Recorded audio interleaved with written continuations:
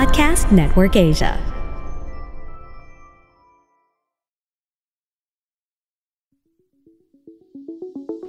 First Metrosec is providing this podcast as a general market commentary. Reference to any specific security, product, or entity do not constitute as an offer or a solicitation of an offer to buy or sell any financial instruments or to participate in any particular trading strategy.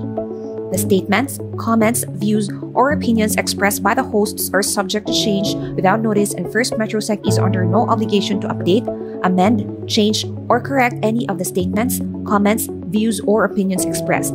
The statements, comments, views, and opinions expressed by the guests are their own and do not necessarily reflect the view of First Metrosec. First Metrosec disclaims any liability arising from reliance on or reference to any information obtained in this podcast.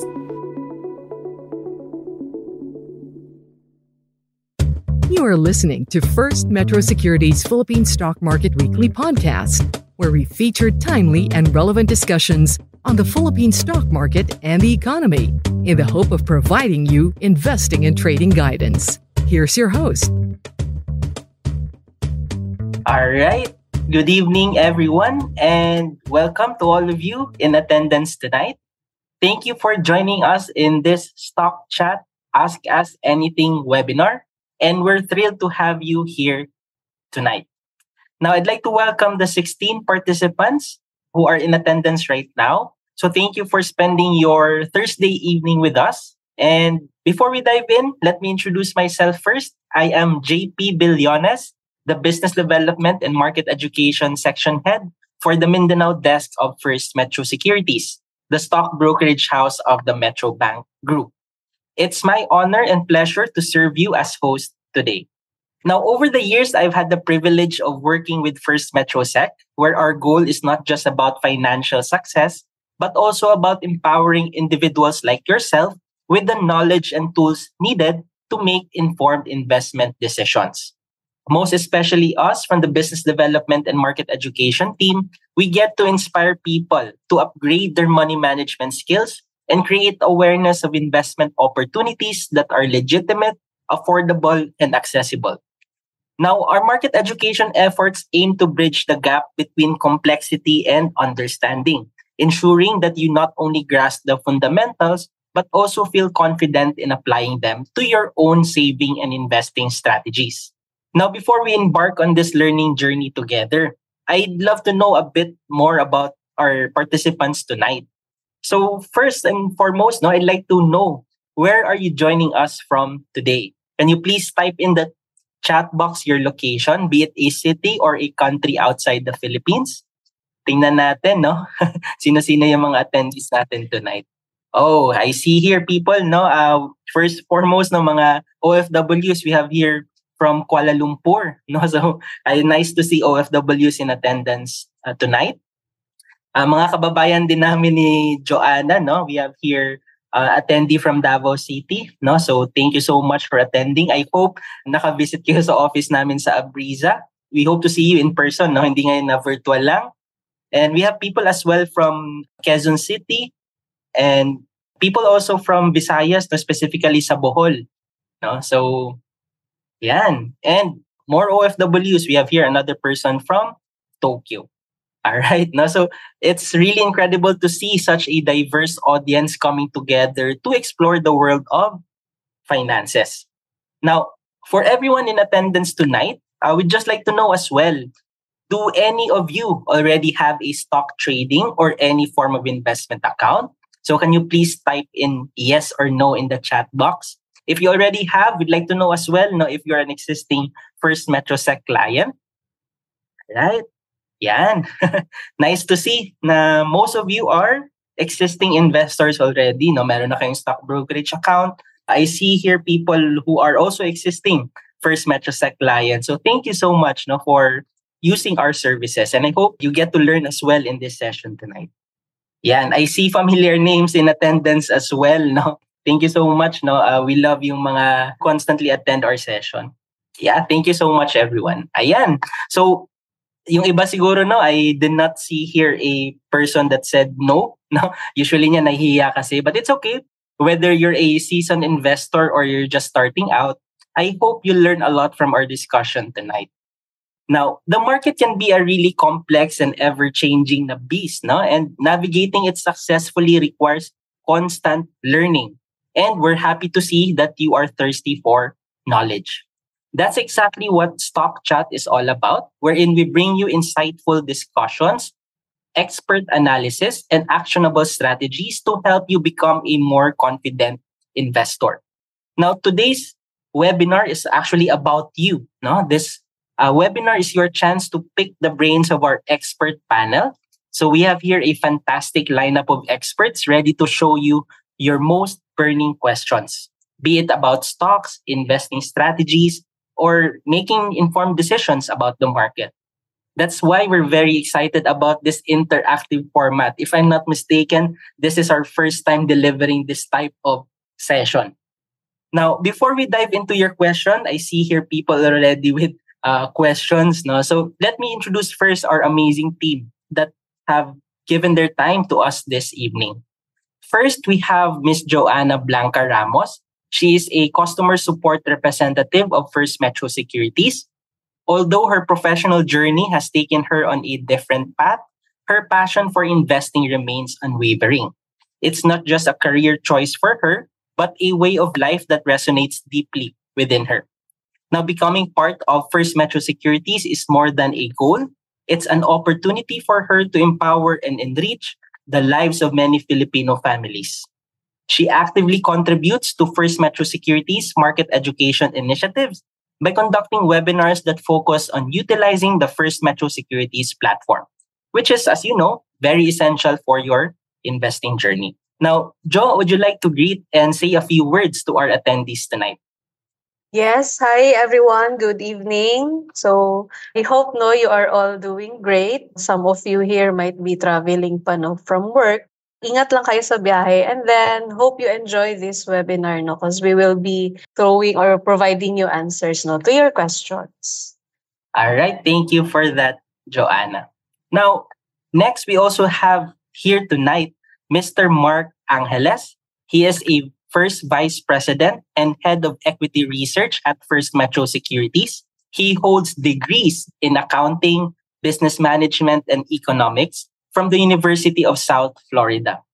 He has over 20 years of experience in analyzing and advising US, European, and Philippine equities. He also heads the research partnership between First Metro Securities and Development Bank of Singapore. Sir Mark, would you like to greet and say a few words to our audience tonight? Thank you for joining us tonight, and hopefully we deliver some value to you guys and answering your questions. Looking forward to a very interactive night with you as well. Thank you. Thank you for listening to us. Thank you for that, Sir Mark. Now we have a lot of ground to cover this evening, so let's make the most of your time. Please feel free to submit your questions using the Q&A chat function in Zoom. So there's a Q&A button there, so feel free to chime your questions there. Now, we'll address them in the order that they're received, focusing on a variety of topics to ensure everyone gets some value. But we understand it will take you some time to queue in your questions. We can start with the questions sent in advance. Now, if you remember when you registered, there's a question there that you can actually send in your advanced questions, and we'll start with those questions. Now, for the first question, we have here the first question. This is from Lucas Knudsen. How to pick the right stock? Now, I think I'll be able to share a bit about this question before I move into our expert from our research division. Now, when it comes to picking the right stock, we have to go back to the basics of how we can earn from stocks. There are only two ways for you to earn the stock market. That is through capital appreciation and through dividends. So easier will be the dividends because you can actually calculate that whenever they have a dividend declaration. So those two concepts, no, that's capital appreciation and dividends. So if you're the type of investor who likes to grow with the business, you go for capital appreciation. But if you're the type of investor who likes to get some level of regular income through dividends, then dividends might be a priority for you. Now, it really depends what type of investor you are. There are also naman stocks out there that you can get the best of both worlds. No? So that's why we have a stock screen research report that allows you to find those types of stocks. No? Now, talking about capital appreciation, of course, no, you cannot buy high and sell low. No, lugi kayo dun, di ba? The way to do it is to buy low and sell high. Now, how do you know if the stock is already undervalued? No, so there's usual namang approaches like top-down approach. You look at the economy first, then you find industries that would make the most out of that economic condition. Then from that industry, you find a company that has really good potential to make the most of what's happening sa market, or they are undervalued. And talking about undervalued stocks, our research team actually provides recommendations ng mga top picks during a certain period of the year. No? Usually niyan twice. No? We have start of the year and mid-year, no? Because a lot of things can happen in the market. And with that, I'll turn over the floor to Sir Mark to share more how our research team actually picks our top picks. Go ahead, Sir Mark. Yeah, thank you for that, JP. So just a recap on what JP said, right? So I think the first, picking the right stock really involves a combination of careful research. So understanding the market and having a well-defined strategy really helps. So I guess the first step here, as JP mentioned, is you have to understand your risk level, right? Assess your risk tolerance. This will depend on your financial goals, investment horizon, and personal comfort with, of course, volatility. The other one, as JP mentioned, is that define your investment goals. So are you looking for capital appreciation, income generation, or wealth preservation? So your goal will definitely influence what stock you have to pick. From our side, the research is that research and understand the business is very important.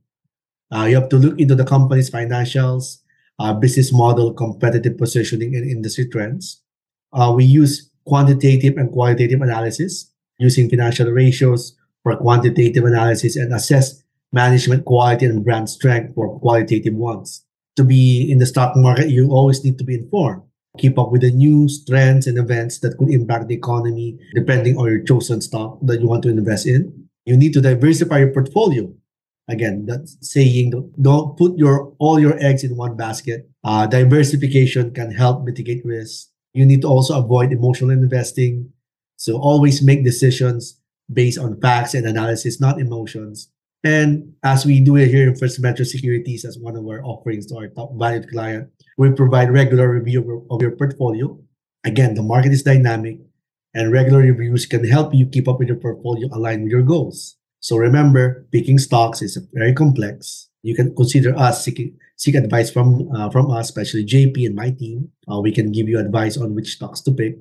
We do our homework from using financial news, company reports, and investment tools that we have, right?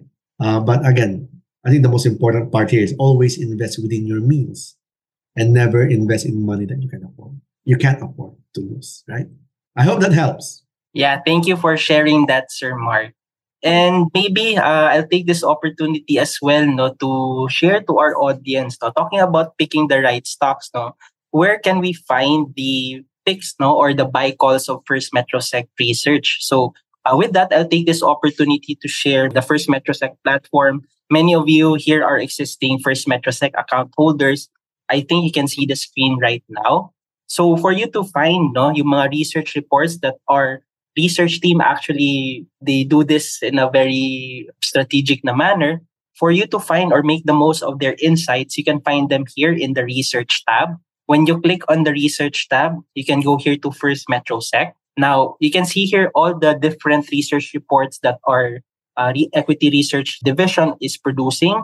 They have many different types of reports, be it for long-term investors. You can find them here in the company report. So for the company report, you can click on here. So you can see here a list. Let's go to all reports. So for here in all reports, you can actually filter here for the company reports.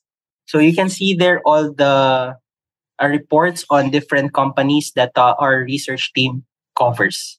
So feel free to explore. There are more reports out there. Those are usually for long-term investors, but for those active investors, you can also look here, Trader's Playbook Report, wherein it can really give you recommendations on where to enter, where to take profit, or where to cut loss. And there are more research reports out there, such as the Stock Screen Research Report for people who like to screen stocks based on different fundamental metrics.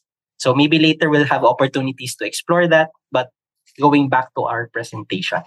Ayan, thank you. We see a lot of questions already, no? 14 questions na sa Q&A. But let's get right to the next question. Now, the next question here is from Jang. He is asking, what should I do with Holcim stock? I still did not sell. For this, Joanna, would you like to chime in on this? Go ahead. Yes. Thank you so much, JP. So with that, no, for a question from Jang Mohammed. So if you hold a Holcim share, no, since we remembered last year, Holcim submitted that requesting. Holcim is no longer listed na din on the PSE. So you won't be able to sell your shares talaga through the exchange. So if you are holding a scriptless or digital shares, no, of Holcim, what you need to do is you need to first convert it into a physical certificate, or ito yung tinatawag natin na upliftment of shares. So to initiate that conversion, you need to email customer support. So that is customer service at firstmetrosec.com.ph, and we will be providing you of those documents necessary for you to uplift your shares. Now, what are those documents? So we have the upliftment request form. So it is a form where you provide your details. You also need to provide 2 signature-bearing government IDs. And another form is a signature card from First Metro Security. To receive those documents, we will then proceed with the uplifting of your shares, and we will send it to you. It depends on your mode of delivery, no, kung ano yung preference ninyo. And then after that, if you already have your physical certificate, you need to coordinate with the transfer agent of Holcim, which is the stock transfer service. So we will be providing you of their contact numbers as well. So once you receive those certificates, you need to directly coordinate with them na. We will be assisting you on the process, and if ever naman you have questions, so you can email again, customer service.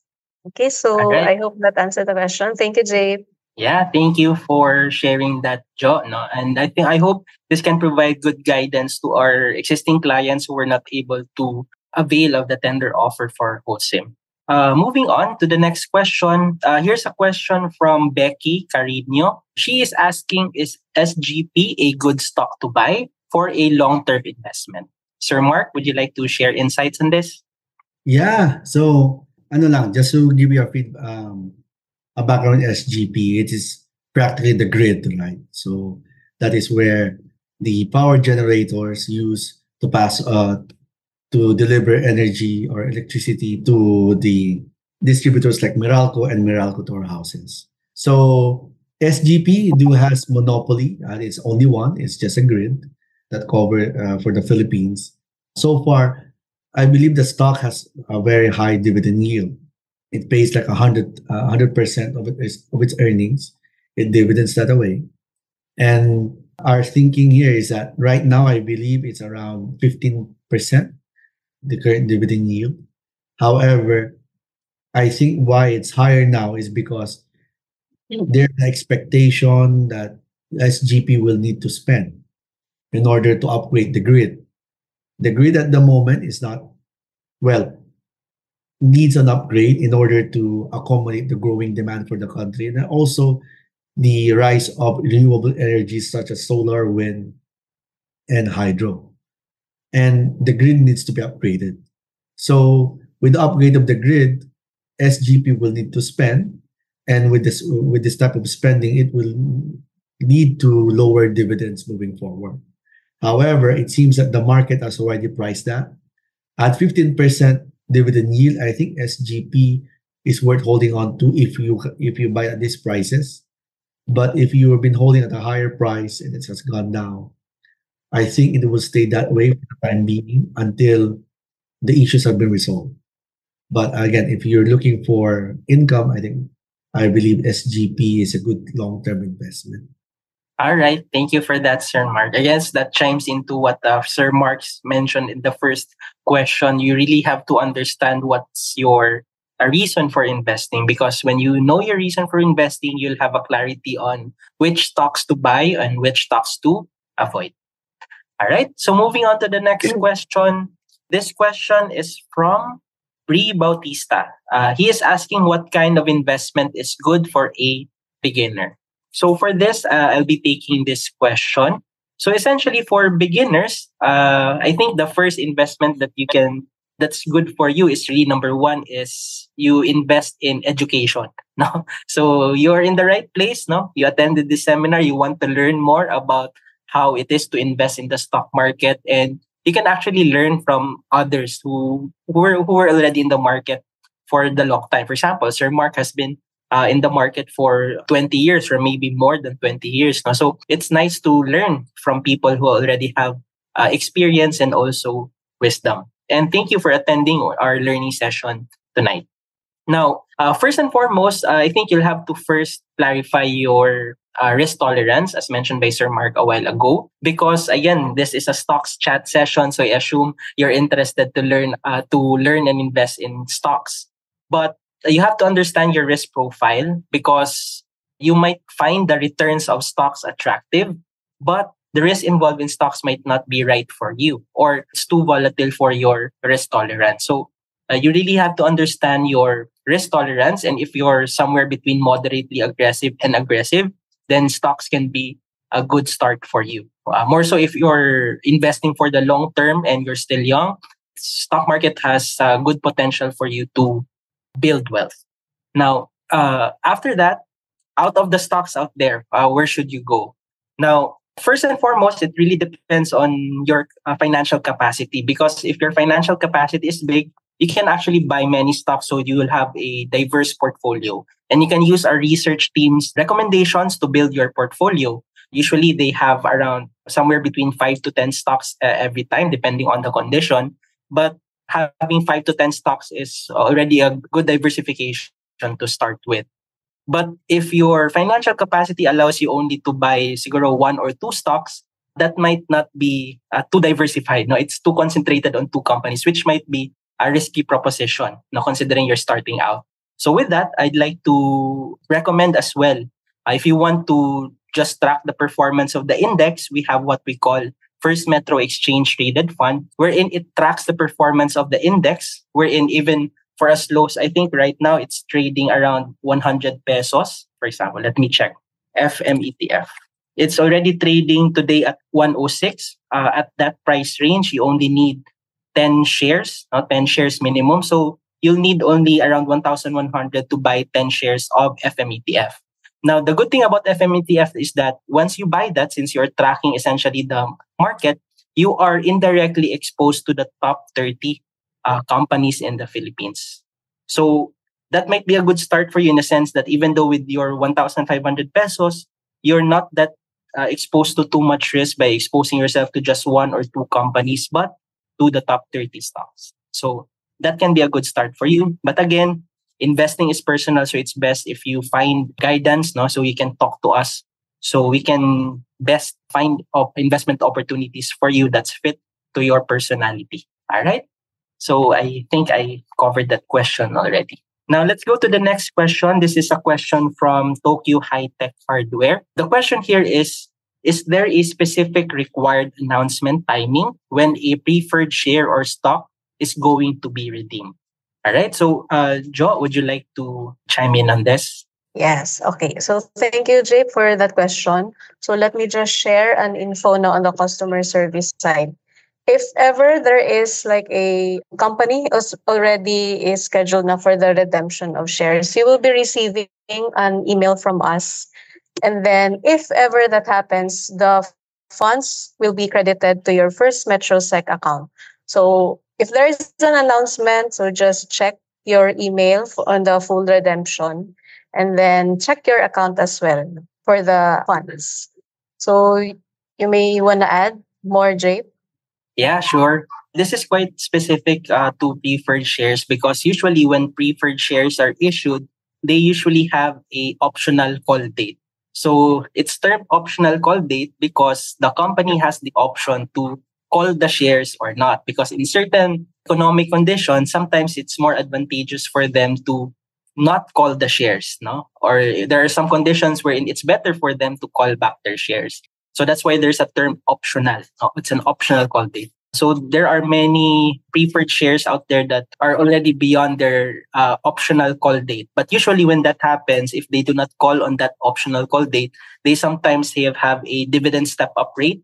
So they usually announce thereafter that they'll be changing the dividend rate so that it will also be fair to investors. So yeah, I guess that covers it for this question. Let's move to the next question. Yeah, so here's another question from Giovanni. Is there a good return in investing in telcos? So I guess, Sir Mark, you can share your insights on this. Yeah, very good question. Going back to the first question, where do you want to invest? Right? Are you an income investor? If you're an income investor seeking dividends, telcos are a good way to park your money to invest in, especially given like the likes of TPL, DT, and Globe. They pay a very high dividend yield ever since. And given that this is a mature business, dividend yields have been quite high for the longest time. And our thinking here is that if you look at the environment, it's been competitive, very, very competitive for the telcos. As you can see, plans are now lower than they were a few years back. You get more internet data than before. Your 500 will give you like 20 gig today, like versus a 500 before would only give you less than that. Speeds are faster because telcos are competing with each other in terms of speed and at the same time prices. So far, you have three telcos here in the Philippines. Well, if you count Dito, that's Dito's number 4. You have Globe, Converge, PLDT, and Dito. So for Converge, it's mainly a pure play fixed broadband operator. It is well positioned in terms of to benefit from the fixed line fiber plans. If you recall, before when you apply for a fiber plan, it's always how do you say that, monthly payments, right? Now with Converge, they're offering prepaid, which same as your prepaid mobile. So far, you're seeing strong additions in terms of number of subscribers in the first quarter, and it could start to pay dividends as early as 2025, given its low gearing and slowing capex requirements. Converge is one of our top picks in terms of the telcos, given it's able to generate stronger or faster EPS growth than the other two. Our next top pick for telcos is Tel. Tel or PLDT is well positioned in both the broadband, which is your fiber, and at the same time mobile, which is your smart, right? So very close number 2 to Globe, around less than between the 40%, 43% versus Globe around the same number. But it's a leader in terms of the broadband business.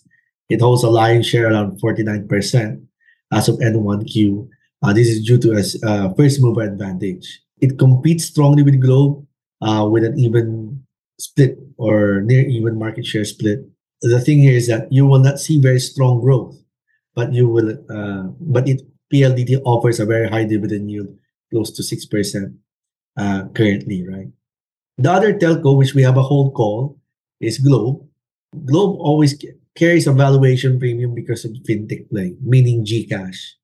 So we are not, in terms of telco valuations, we are more focused on the core telco business rather than fintech play.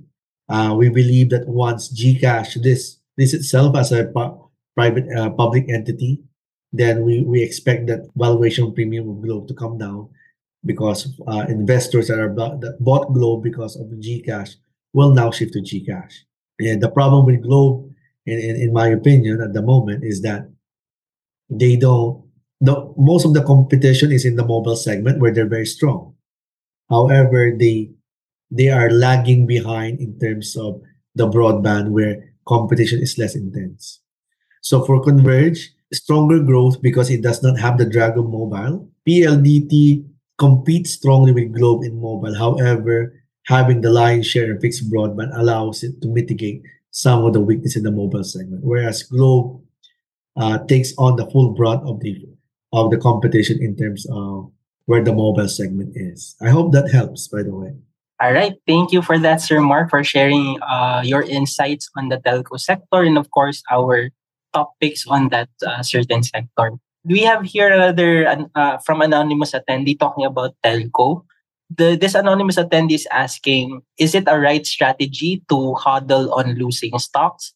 I bought Dito during its IPO, and considering the price as it is now, it seems it is the right time to sell it and invest in other stocks. So maybe we can share our thoughts or opinions on Dito, Sir Mark. Yeah, I think Dito is a very good challenger to the mobile segment, right? I believe Dito has the better technology given it has more 5G spectrum, meaning it does not have to invest in a lot of more capex. And so far, rules that, changes in the telco segment, for example, number portability, tower sharing, allows Dito to compete head on with the likes of PLDT and Glow. However, right, it is participating where competition is very much intense. So for Dito to grow, it has to eat into the market share of Globe and PLDT. In order to do that, he has to spend. He has to spend on A&P in order to get subscribers. Because the way we see it is that there's a monthly budget for Filipinos on how much they spend on telcos. So for example, Joanna here, right? Her budget is 500. That 500, she may have 3 SIM cards. However, that 500 will go to the best telco provider that will give them the best value and service. That doesn't necessarily mean that it will be split evenly. More or less, I will pay for a Globe plan this month because their promos is much better. And probably next month, I will pay for Dito because mas mabilis yung internet niya.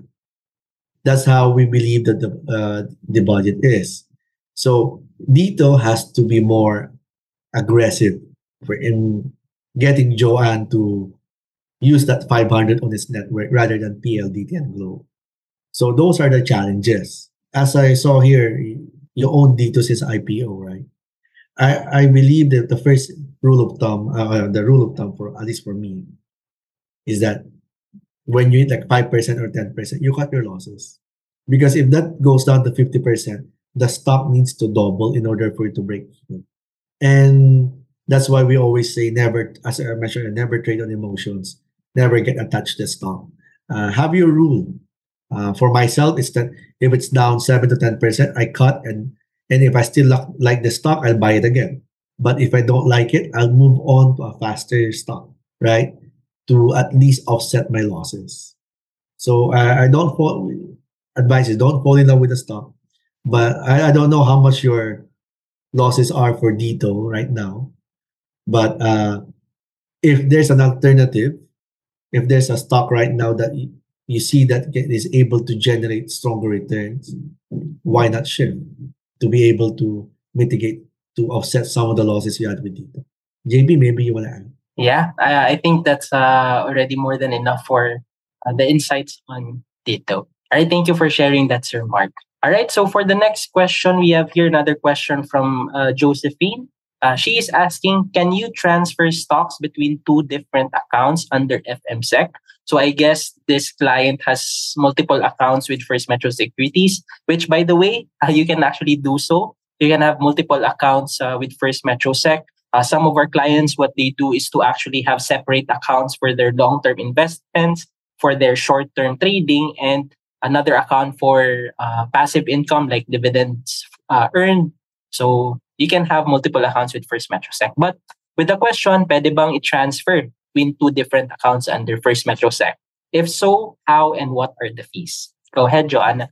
Thank you, Jake, no, for that question. And to Ma'am Josephine Salonga. Okay, so can you transfer stocks between two different accounts? For that, the answer is no. So we cannot directly transfer shares from two different accounts. When we say two different accounts, a different name.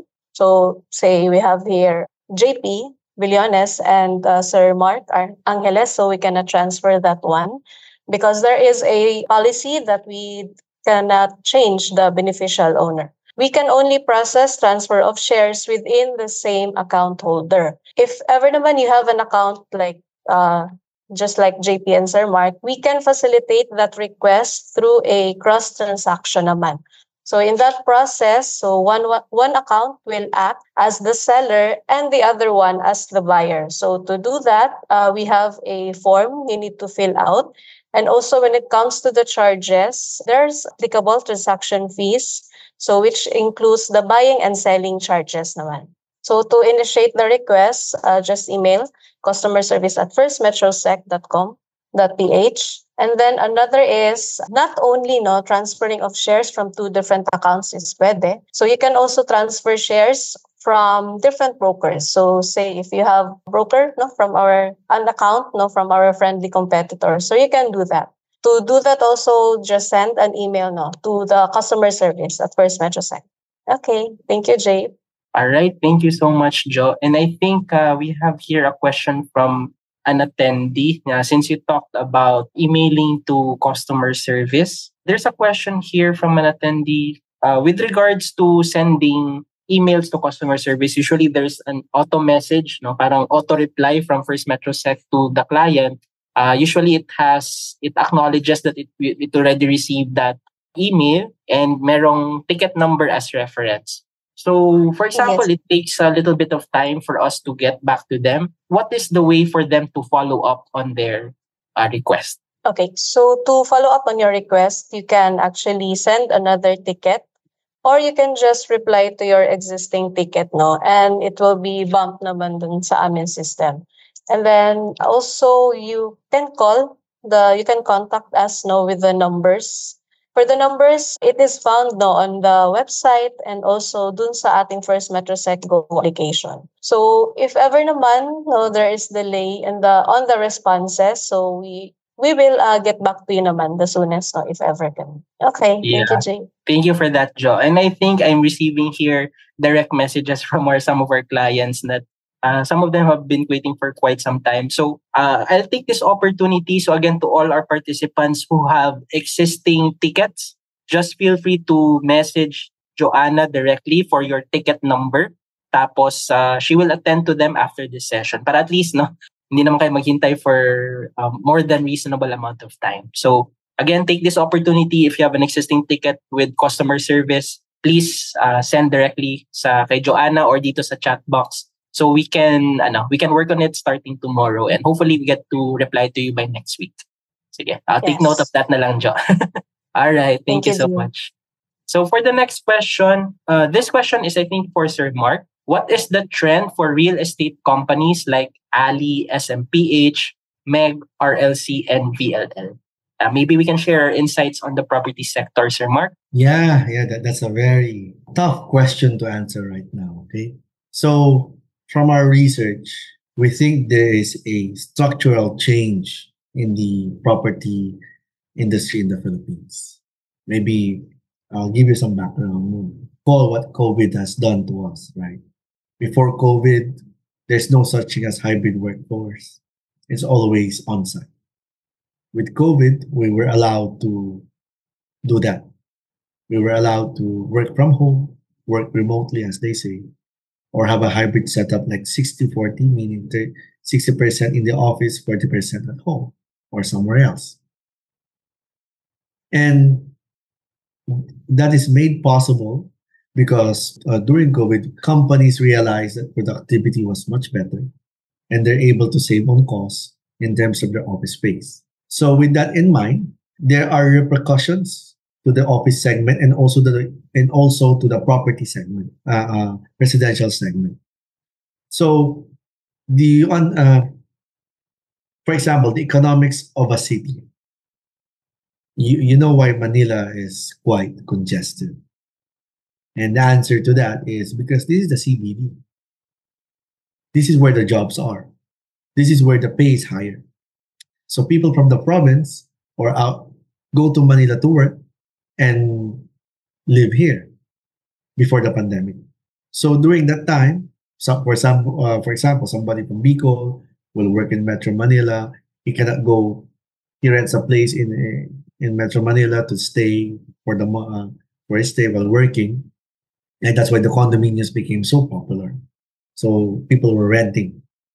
Nowadays, given that you're allowed to work remotely, you only go to Metro Manila for a certain time of the month or a certain time of the week. you're able to skirt that and not pay for the rental in terms of condominiums or housing in Metro Manila. That allows you to save. So with that in mind, we have seen rental prices in terms of condominiums in Metro go down. There's a lot of ready for occupancy at the moment. If you have the extra money, go ahead and buy a property, especially the discounted ones, because they offer good value in the long run, but not in the immediate future. And with that in mind, offices as well, less demand in terms of space, given they don't need to provide office setup for older employees because they can take shifts and sitting into one chair, like a shared co-working space, right? So you can pass by if somewhere from Ayala, from Makati, or in Manila, you can see there's a lot of vacancies in Ayala Avenue in terms of office buildings. There's a lot of RFOs. So those are where you see a lot of weakness in the property segment. So that will lead to lower rents for office, which we saw already, higher vacancy rates, which we're seeing at 20%, higher RFO for residential. However, prices continue to remain elevated as your big four property companies have cut down on project launches. So they're controlling the supply. One bright spot is the malls. Being able to work remotely means I can go to the mall, work at a Starbucks, share with the aircon and stuff, right? So that's something that's been going on. More free time means I don't need to be stuck in traffic coming home from work. I could be working from home after my shift. I go to the mall and do some leisure. So those things have been happening.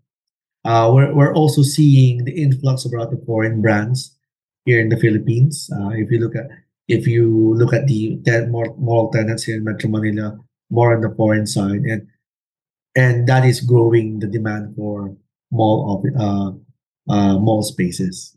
So, having said that, in terms of the trend, we like the property segment with large exposure to malls. So that is SM Prime and Robinson's Land. However, if they have a large office and also a large residential, it is a drag to their performance. And as we have seen so far in terms of performance of SM and Ayala and the Mega World in the past, that the weakness in those segments have caused share prices to underperform. So among the property names, we like Robinson's Land, and we believe it is fundamentally the stronger one across the big four. It is the fastest to go back to pre-COVID levels. It has a strong mall business, and its office, while there's risk to the office, is located in Ortigas where demand remains quite robust because the prices are lower to begin with. Parang ganon. The residential, they have less exposure to residential. They have high end, which we think that's where the demand is at the moment. So in terms of the real estate, if I were to rank at the moment, I like RLC and Ayala Land, and probably a hold on SM Prime and Mega World. All right. Thank you for sharing that, Sir Mark. No, so again, that's property sector 101. No, and at least now for those of you who are holding or who are looking to add on positions to property sectors, I guess you have already insights from our research team. And I think when I scan the submitted questions here, Sir Mark, maybe we can cover some of the property stocks related na question here. Here's a question from anonymous attendee regarding our insight on Mega World stock. What's our thoughts on it? He is asking, is buying the stock now a good decision? Yeah, Mega World, if you look at the P, is pretty much undervalued. Right, it's been undervalued for so long. I think similar to RLC, but RLC has seen some good days in the past few months given the strong performance. Mega World at the moment, we are cautious on the stock, given it is predominantly your biggest landlord in terms of office space. So if the office space continues to muddle through this type of environment, we think that stock price of Mega World will do the same. However, you gotta look at where the valuations are. And if you're comfortable with the current valuation and have a long-term horizon, maybe Megaworld could be a stock for you given how cheap the prices are. And by that time, we could see the office segment start to recover, and I will allow Megaworld to re-rate. All right. Thank you for that, Sir Mark. All right, so let's move on to the next questions. After learning about the property sector, let's move on to this question. So for the next question, does the First MetroSec platform have a risk management feature? So this is again from Lucas Nodsen. So I think for this, for me to be able to share this, I'd like to share my screen. Ayan. So the answer there is yes. So there are risk management features in the First MetroSec platform, specifically when you trade. So when you trade stocks, noon it's just limit orders. No? So ibig sabihin, you just buy or sell at a certain price that you prefer. But right now, when you look at the First MetroSec platform, we already have multiple types of orders. We used to have only limit orders, but right now we already have stop and limit if touch conditional orders. So we call these conditional orders because the order has to be triggered. No? The price of the stock needs to reach a certain level before a limit order is submitted to the exchange. So it's just like an if-else statements. If this happens, this is what you should do. So it's a feature that allows you to, number one, if you'd like to have a buy on breakout play, you can set that up. If it breaks out a certain resistance level, you can set a trigger price a little bit above that resistance to look at that to verify that breakout. Then you can tell the system that you would buy to a certain level higher than that trigger price. So that's a buy on breakout play. Usually you use your limit if touch order. On the other hand, if you want to protect your downside, which is the question of our attendee, we also have this stop limit order, which is usually used to mitigate your losses. So you can, for example, you use your stop limit below your support level. So when you have this certain support level, if you anticipate, usually you buy at the bounds of support. But if it doesn't do that, no, if it falls below, so you can actually set up a stop limit order wherein if it falls, as mentioned by Sir Mark, maybe you can set a stop loss of 7 to 10%. Personally, I recommend that as well. But for me, I hash it to different because some people are very tight in cutting their losses. Some of them cut from 3 to 5%. Some people are quite loose with their cut losses, sometimes between 8 to 10%. But the median is between 5 to 8%. So depending on your risk tolerance or your trade setup, you can set a stop limit, stop loss order. So for example, you have you bought at 100, you set a stop loss at 90 pesos. So what you're going to do is you're going to set up a stop limit order wherein, let's say it reaches 92 pesos. So that's already 8% loss. So you tell the system that if it reaches, no, you put your trigger price here at 92. You put it, the trigger price is 92. So if bababa siya na 92, it will send a limit order to the exchange that you will sell up until a certain number. So for example, you set it at 90 pesos. So you can have a 10% stop loss. So yeah, you can use this stop limit order to mitigate your losses. And I think I'll take this opportunity, no, talking about this conditional orders, also highlighting the research team's report. So let me pull up a Trader's Playbook report for your appreciation. So for example here, this is a Trader's Playbook report on Jollibee Foods Corporation, which is also our top pick, but we have here a Trader's Playbook column. So by the way, it tells you what happened to that stock, our view on the fundamental perspective, and also a view on its technical perspective. But for this question, there's a recommendation here. Accumulate once JFC breaks above 240. So you can set actually a buy on breakout conditional order there. But as traders, you don't get married to your stocks. You are able to have net profits if you maximize your profits and minimize your losses. So it's important to have stop loss. So you have here set a stop loss limit at around 220.8 and even take profit level at 276. So you can follow this Trader's Playbook report. And if you have access to Pro, we have a conditional order there that's not available here. As you can see that the order here available is only limit, stop, and lit. But in the pro version of our platform, we have one cancels the other. So let's say you have a position in a certain stock, you can actually set up that your take profit level. You have a limit if touch take profit and a stop limit order to cut your losses. So yeah, so I hope that gave you an idea. And I won't take longer to answer that. All right.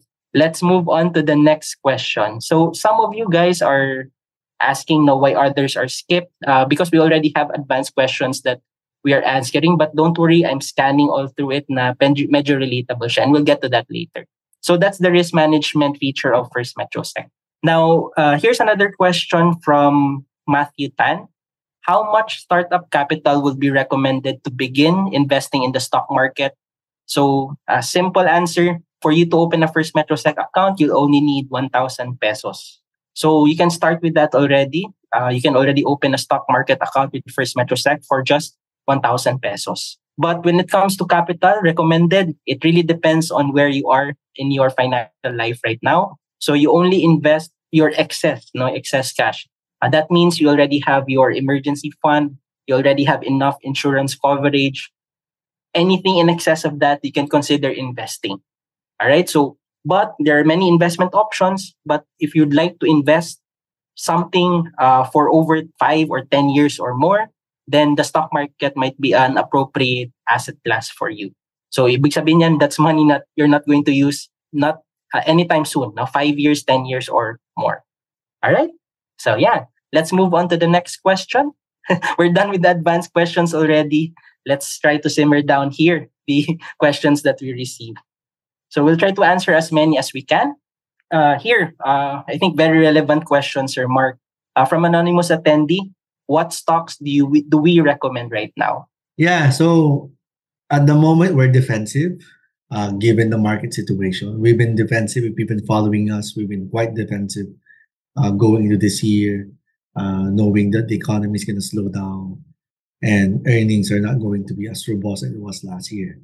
So far, first quarter GDP and first quarter earnings has validated our call. We saw GDP coming in slower, especially the consumption side.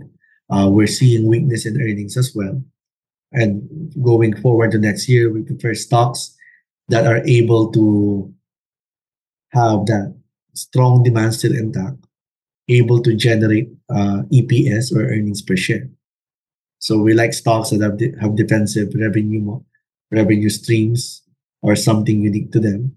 We also like stocks that have lower cost structure, as we believe inflation will in the past few years have led to higher fixed cost expenses. We also like stocks that have low debt.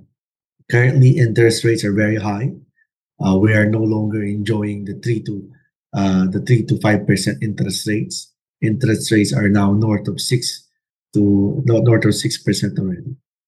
And having said that, interest expense will be will be high for those companies with a lot of debt. So under this scenario, we like to be defensive. We like a few stocks. For example, we like PLDT for the yield. We like Converge for the growth in fiber. So those are two names that we like to telcos. We do like RLC. We think RLC has a very resilient business model, mainly from malls and quite a captive market in its offices and a very low exposure into the low and mid-income residential segment. The other two picks that we like is Century Pacific. We were one of the first ones to, I guess, we made a very bold call last year because Century Pacific, the prices went down closer to 24 because of El Nino fears, right? So when you say El Nino, it means that inflation on raw materials. But for us, we've been covering Century Pacific for quite a long time. We understand that El Nino is good for CNPF.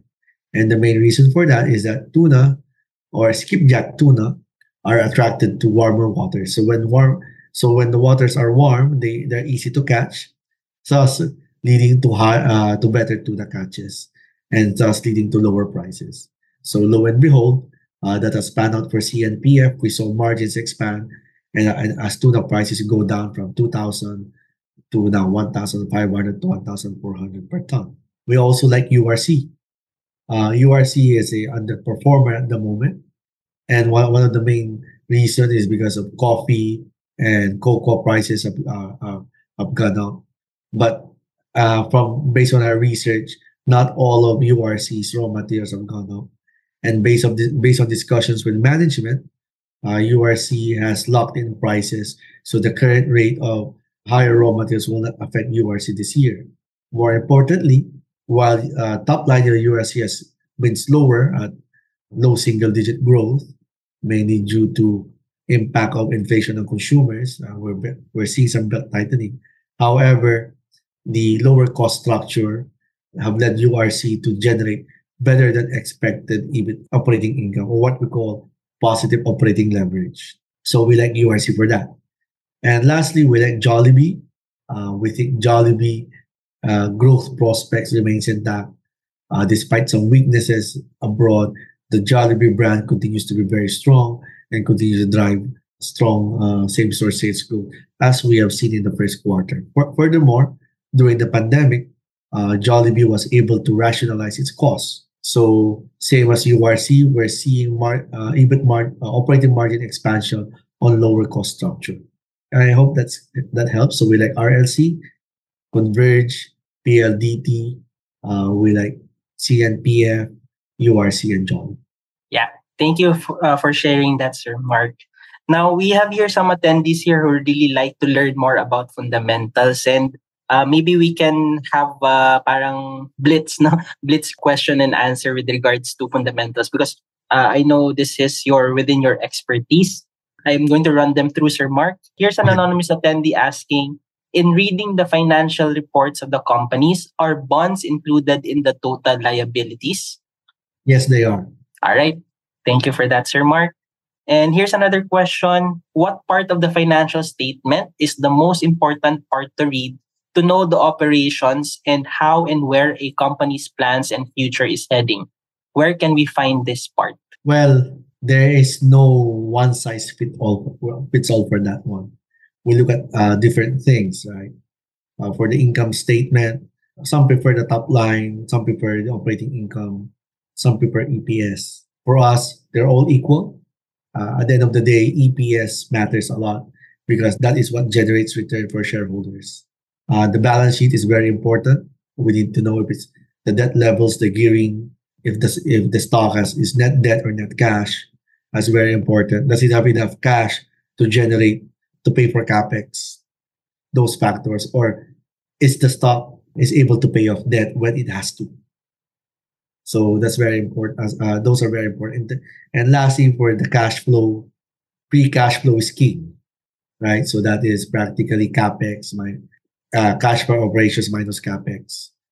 We look at capex as well to determine if the stock or the company is very aggressive in expanding, and so on and so forth. So those are the key factors that I look at in terms of analyzing the financial model.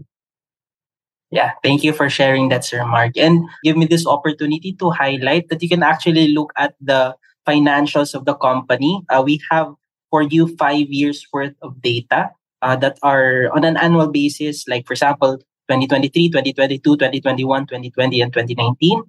So here you can see everything from earnings summary, balance sheets, income statement accounts, and other financial information.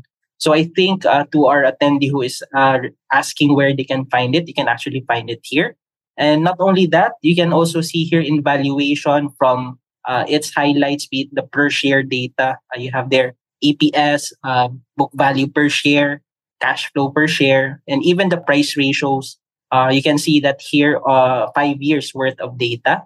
But I think if you'd like on a quarterly basis, you can get that on Edge. But what's available here in the First Metrosec platform is in end of year basis. So these are from their annual. So I think yung mga question ng attendee can be found here. So yeah, when you do your fundamental analysis, you can use this as reference, and you can even extract the Excel sheet here for your reference. And I think a good thing of our research team is that they do the fundamentals for you. They release the they release a company report. So when we recommend a certain stock, it's not really just a plain recommendation that you buy this. It actually has a logic to it. If you want to view the reason behind that buy call or the implied ratios that led us to that decision, you can search that here in the First Metrosec platform. So just to highlight, no, because grabe pinaghirapan talaga to ng research team namin, no. So I hope you make the most out of this, because I think this is really good, lalo na for people who don't have the time to really digest the numbers. That's something that our research team does, no. But of course, no, we understand that different assumptions have different, it leads to different conclusions. So you can view the company reports here. So for URC, you see here our view on that stock. And you can see here everything about why we have a buy call on it with a price target of 145. There's a logic behind these. So, yeah, we don't have time to discuss every one of them, but I just like to highlight this because, yeah, this is really can add value to you. All right. So it's already 7 p.m. No, so I would like to run through some of the questions as well. Maybe we can extend for 15 minutes, but that's the maximum what we can do. And I guess we were able to cover most questions regarding fundamentals already and the financial statements. So I'll be taking those off. Yeah. So here's another question. I think we have not discussed this during our session tonight. Talking about REITs, Sir Mark. So maybe we can just share our insight about the REIT sector so they can answer yung mga REIT-related questions here sa chat box. Go ahead, Sir Mark. Yeah, so how do REITs compute for earnings? It's practically the same thing as a regular company, right? You get the revenue from rental, you get the operating expenses from managing those offices or malls. Then at the end of the day, that's your operating income. After that, right? If you have debt, you minus the interest expense. If you have cash, you add interest from cash holdings. And then the only difference is there's no tax as long as they dividend those. Okay? So the way I see for the REITs, right? I guess you look at them like a bond, and at the same time an equity, right? So quite anyway. So dividends can go up given the escalation rate in terms of rentals, right? So your dividends will grow over time. At the same time, most of the if you pick a REIT that has a stable rental income or a REIT that has less risk, then you get some safety similar to a bond. So it's a balance between risk and income investing, in my view. So I guess for us, the more predictable the REIT, the lower the dividend yield. If the REIT is somewhat very volatile in terms of delivering dividends, then investors will put up a premium discount to those REITs by giving them higher dividend yields. All right. Thank you for sharing that, Sir Mark. And yeah, so I hope that gave insight on REITs. Now, here's another curious question from an attendee. How is it possible that a lot of companies got listed in the PSE even though they have no revenues or income? Aren't these a requirement to be allowed to be listed in the PSE? Sir Mark? Well, that is beyond my time. So since I started working here for First Metro Securities, I've never seen a company get listed in the PSEI, in the PSE without a good record, right, of at least 3 years of income and revenue generation. Probably some of the listed companies there that you're talking about has been there for a long time and have led to structural change in their business models. Thus, revenues and earnings were not quite the same when they listed in the PSEI. So I hope that answers that question. All right. Thank you for that, Sir Mark. Here's another question. How often should you rebalance your portfolio? I think I'll take this question. So when it comes to rebalancing your portfolio, it really depends on how much time you can allocate to it. But when it comes to rebalancing your portfolios, maybe once or twice a year is enough. But that's what I do personally. It might be different for you.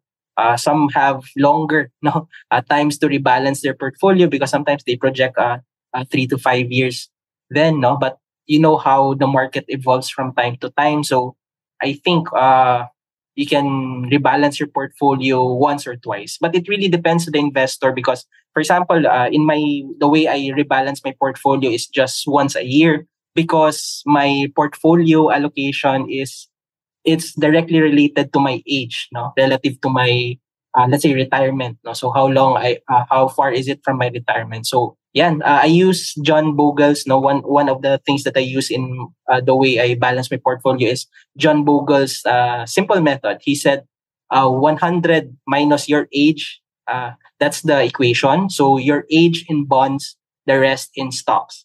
So for example, if you're 30 years old, then you'll have 30% in bonds, 70% in stocks. Then as you age, let's say you go to 40 years old, 40% bonds, then 60% stocks. Then when you go to retirement, 60 years old, that's 60% bonds, 40% stocks. And the reason behind that is that you lower the risk of your portfolio by having more exposure into bonds, because as you near retirement, the stability and the income that your bond generates will be more important than the growth potential of stocks at that time. But when you are younger, the growth potential of stocks is, you can take advantage of that than the stability of the bonds can provide. So yeah, again, that differs from person to person. Yeah. So what we're going to do after this is just we'll get the questions that have not been answered. Then we'll get back to you via email because we don't want to take much of your time. So I think we can take one more questions. Yeah, here's a question from an anonymous attendee. For a seasoned investor who is after cash flow already instead of capital appreciation, what is the suggested allocation between preferred shares and bonds? So I guess it ties into what I answered a while ago. So once you identify that you're after cash flow, then maybe you'll have more exposure to cash flow generating investments, be it bonds or dividend paying stocks. So you'll gear your portfolio towards that. Now, when it comes to the suggested allocation, it really depends. Now, it really depends on your personal. You really need to seek help from a financial consultant when it comes to that, because technically, no, we have what we call the efficient frontier. That's how you identify your best allocation for you. Now, because it entails different when it comes to risk return in a relationship. But yun, maybe I think we'll have an upcoming webinar about portfolio management that will be in June. So I think it will be best that you attend that session so we can cover that. All right. So in as much as we'd like to answer most of your question, we still have some open questions here, but it's already 7:15. It's already extended for 15 minutes. So we'll just get back to you. We'll ask our marketing team to send us these questions so we can reply to you via your registered email address through the session. Now, to cap off this session, maybe I'd like to call in again Miss Joanna and Sir Mark for final words to our attendees who are existing investors in stocks. Joanna, can you share some last words for our attendees tonight? Yes, thank you so much, JP. Now, to all our attendees, rest assured all of your questions now will be answered. However, we only have an hour to cater all your questions. So just like what JP said, we will coordinate with our marketing team and we will be providing answers to your unanswered questions. And also, this webinar will be uploaded din sa aming official YouTube channel. So you can check it maybe tomorrow. Okay, so again, thank you so much for attending this webinar and looking forward to your participation on our future events. Thank you. Thank you, Jo. Go ahead, Sir Mark. Yeah, some short words from me. Thank you very much for joining us. Yeah, we'll try to answer the questions. I've seen some interesting questions here that I would like to answer, but in the essence of time, I guess there were just too many questions to handle for an hour event, right? So thank you for coming and listening to us. And we'll probably do this again sometime in the near future, right, JP? All right. Thank you for that, Sir Mark. Yeah. So again, to all our attendees this evening, I'm glad that the majority of you stayed up until the end of the session. Just goes to show how interesting our discussion was tonight. Feel free to follow us on our social media channels from Facebook, Instagram, Spotify, TikTok, Twitter, or X, and YouTube. So you can just scan this QR code so it will take you there. For all our attendees tonight, I also like to encourage you to send in your feedback. Please scan this QR code so we will know how we did well or what are things that we can improve on. And yeah, please use the code STOCKS if ever you're going to open an account with First Metrosec, so we will know that you came from this session. Ayan. So with that, thank you everyone and have a pleasant night ahead. I hope you learned a lot from our session, and based from our discussion tonight, I guess we'll be doing this more often as this is the first time that we tried to do this. So thank you everyone and have a good night ahead. Enjoy your dinners, guys. Bye-bye. Thanks for listening to First Metro Securities Philippine Stock Market Weekly podcast. Don't forget to follow us to get first dibs on our new episodes. For more up-to-date market news and info, exclusive content, and the opportunity to connect with your fellow Filipino investors and traders, join facebook.com/groups/FirstMetroSec and be part of the First Metrosec family.